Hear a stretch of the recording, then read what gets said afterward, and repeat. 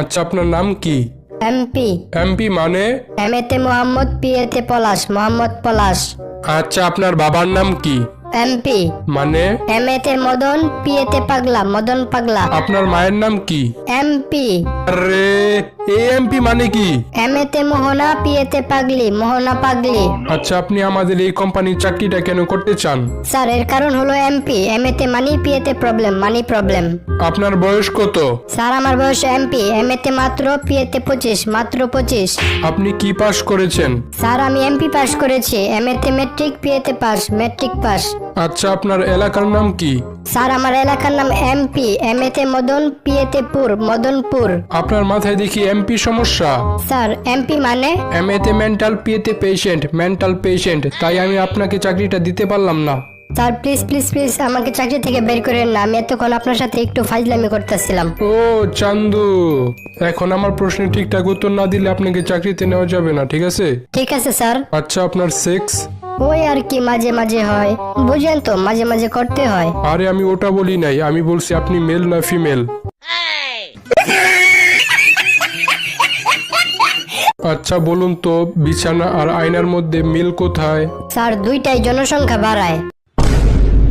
মনে করেন আপনি কল্পনা করতেছেন যে আপনার বউ আর আপনার মা একটা নদীর মধ্যে ডুবে যাইতেছে, তখন আপনি কি করবেন? স্যার, তাহলে আমি সাথে সাথে কল্পনা করা বন্ধ করে দিব।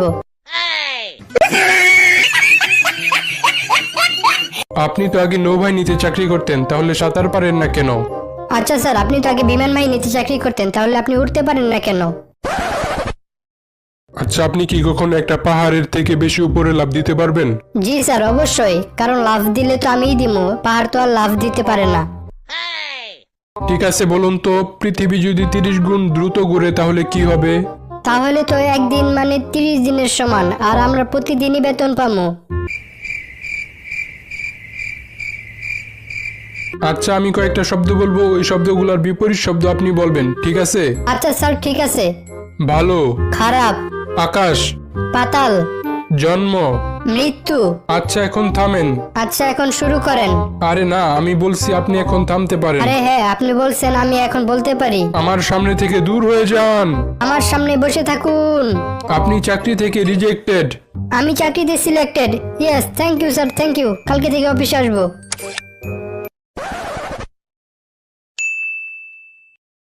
আপনি প্রথম দিন অফিসে আসতে এত দেরি করলেন কেন? স্যার, আমি নতুন বিয়ে করেছি তো, তাই আসতে একটু দেরি হয়ে গেল। আচ্ছা, আজকের মতো আপনাকে মাফ করলাম। মনে রাখবেন, এরকম ভুল যেন ভবিষ্যতে আর কোনো দিন না হয়।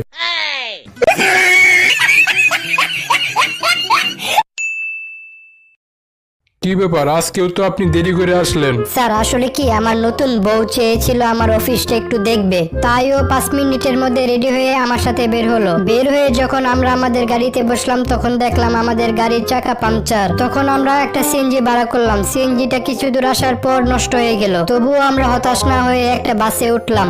বাসটা কিছু দূর যাওয়ার পর অ্যাক্সিডেন্ট করলো। ভাগ্যক্রমে আমরা বেঁচে গেলাম স্যার। তারপর আমরা অফিসে আসার জন্য একটা হেলিকপ্টার ভাড়া করলাম। হেলিকপ্টারটি আকাশে উঠতে না উঠতেই পাখা বন্ধ হয়ে গেল। আমরা তো মনে করেছিলাম আজকে আমাদের শেষ দিন, কিন্তু হঠাৎ করে একটা স্পাইডারম্যান এসে আমাদের দুজনকে বাঁচালো আর আমাদের অফিসের সামনে এসে দিয়ে গেল। এত কিছু হওয়ার কারণেই আমি অফিসে আসতে একটু লেট হয়ে গেছি। মিথ্যাবাদী! আমার কি বলদ মনে হয়? মেয়েরা কি কখনো 5 মিনিটে রেডি হইতে পারে? ঠিক আছে বল্টু, বলতো পৃথিবীর সবচেয়ে কৃপণ ব্যক্তিকে? আমার পাশের বাসার এক আঙ্কেল। কেন? ওনার বাসায় আগুন লাগলে ফায়ার সার্ভিসে মিস কল দেয়।